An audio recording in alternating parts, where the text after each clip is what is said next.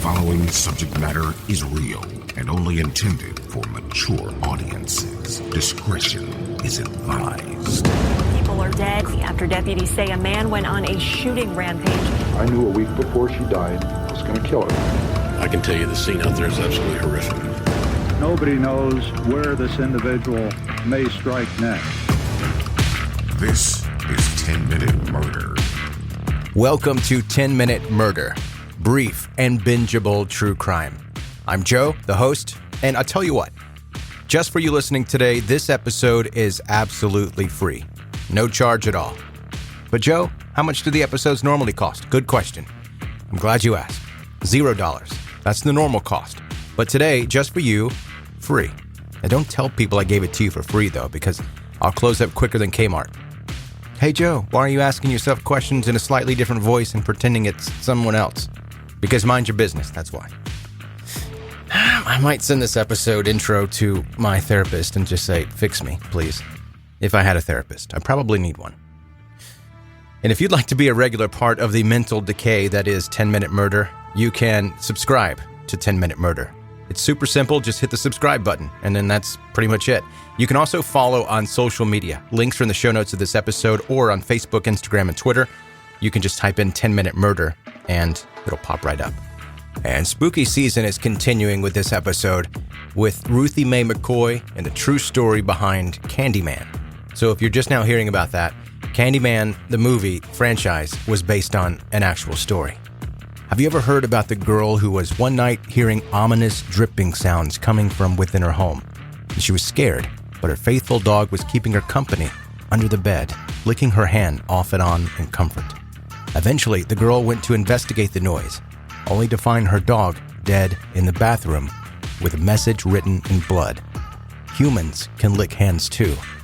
You've probably heard the story before. It's a pretty popular urban legend. Urban myths are spread by word of mouth, creating modern folklore. But while urban legends are mostly modern-day fairy tales, some of them have a true story behind them. One of these stories is the legend of Candyman, the hooked hand killer who can be summoned by saying his name 5 times into a mirror. While Candyman's tale, with its supernatural elements, is scary and it makes you avoid mirrors for a little while, the true story behind the urban legend is no less frightening. 52-year-old Ruthie McCoy didn't purposely summon a killer in her apartment in 1987, but the end result was the same.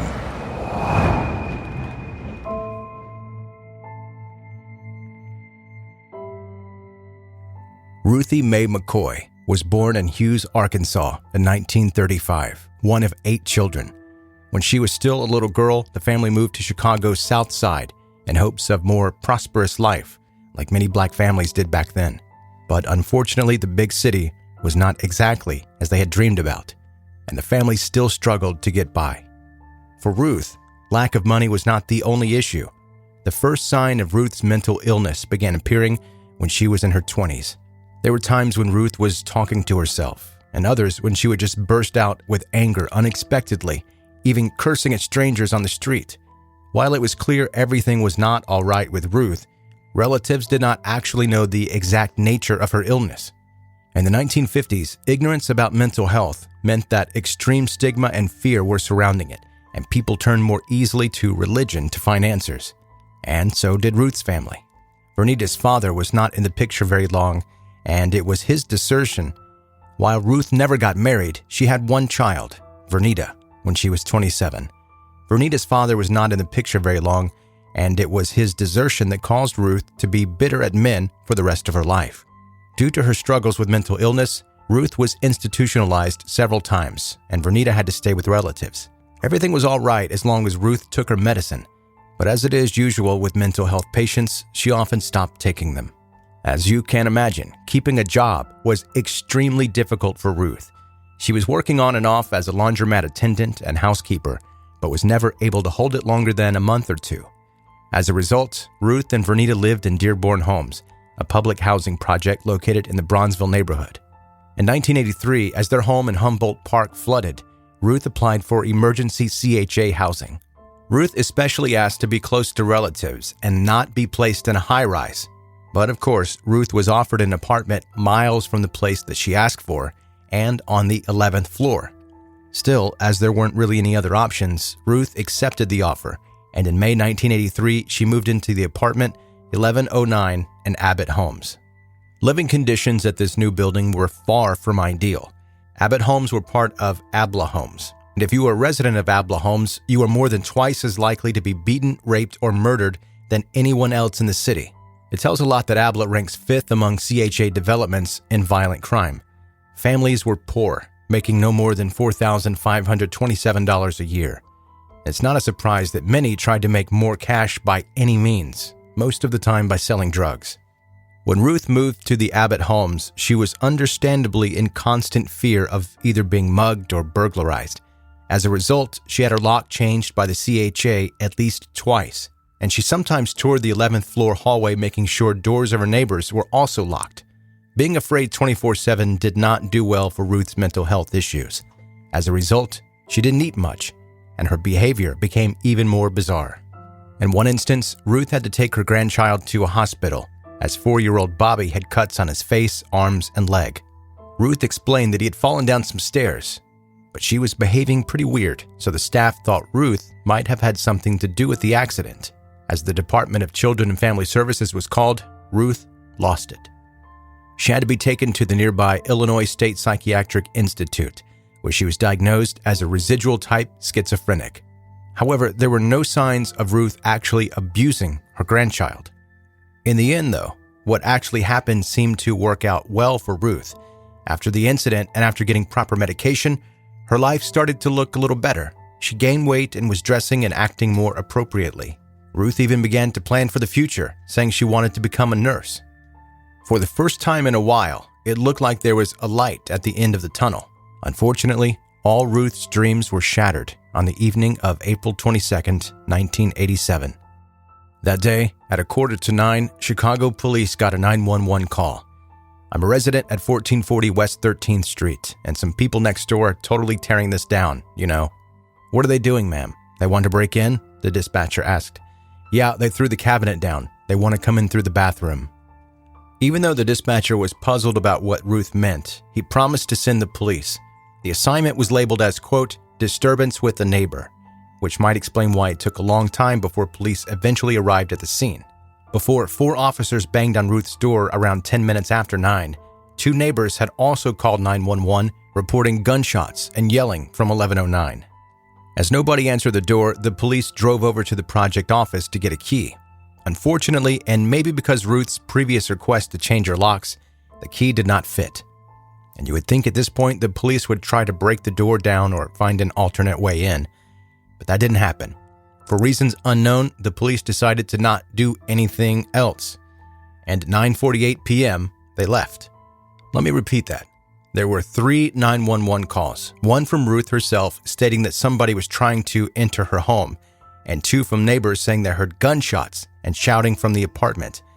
And because police could not easily open the door, they basically said, "Okay, cool, I guess we're done here." The following night, police got another phone call from Ruth's neighbor, Deborah. And Deborah said that she normally saw Ruth every morning and every evening, but that day, Ruth was nowhere to be seen. And as police had just visited Ruth's store the evening before, Deborah was extremely worried. Once again, a few police officers showed up with CHA security guards at Abbott Homes, and they stood outside Ruth's door. Apparently, one of the security guards mentioned there was a possibility of the tenant suing if the police broke in. And so everybody left again. And it seems like nobody thought about the very likely scenario that the tenant in question was most likely not alive anymore and would not be able to sue anybody.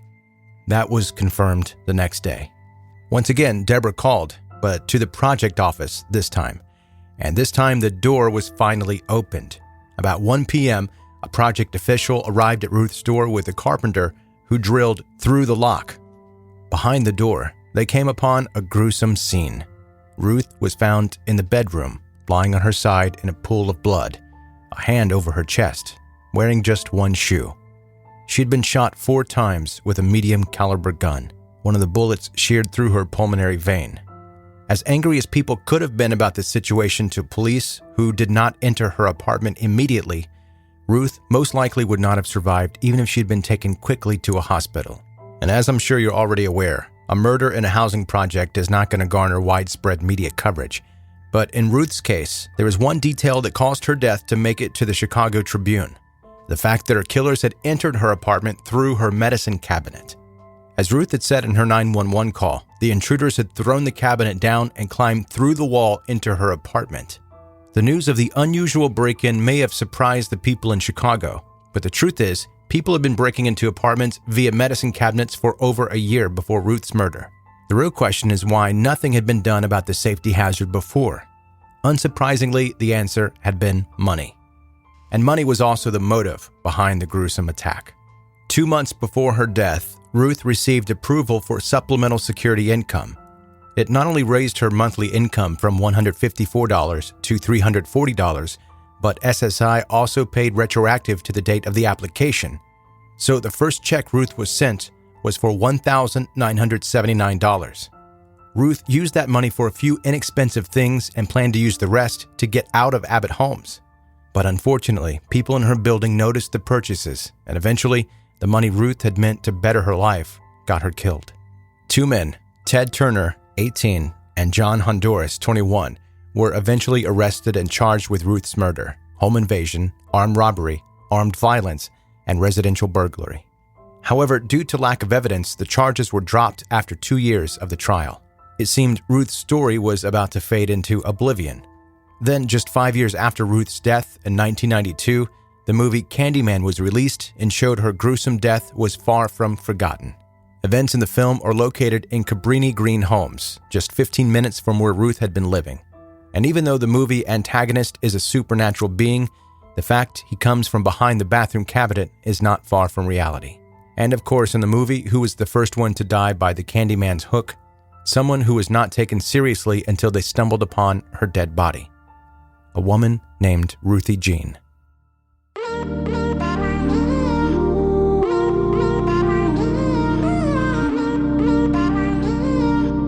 That's 10-Minute Murder for today.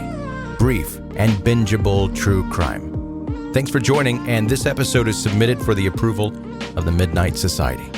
If you've listened this far and are not a subscriber of 10-Minute Murder, I encourage you to do that, because when you become a subscriber to 10-Minute Murder, you don't miss any episodes. They're automatically going to be sent to your listening device, if that's your phone or your computer.